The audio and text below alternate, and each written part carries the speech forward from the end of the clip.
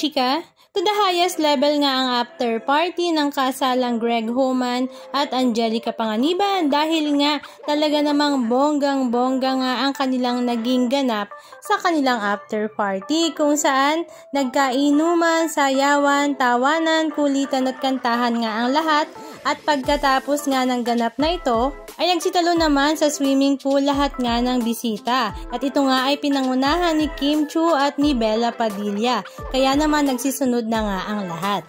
Maging ang big boss nga ng ABS-CBN kapamilya na si Madam Cory Bidanes at Mr. Carlo Katigbak ay nakitalon nga rin at nakisama sa trip na ito ng lahat.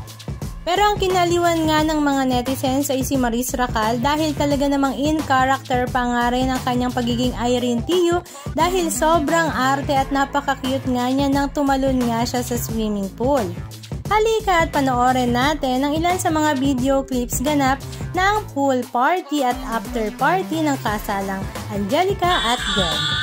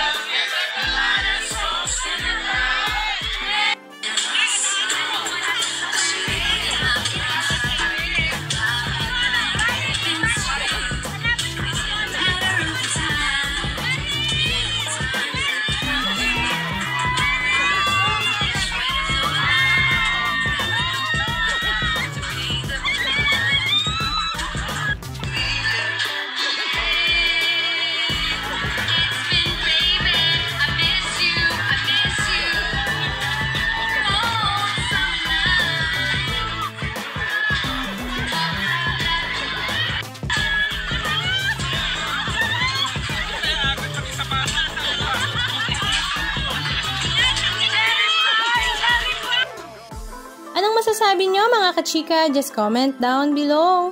And please don't forget to subscribe. Thank you!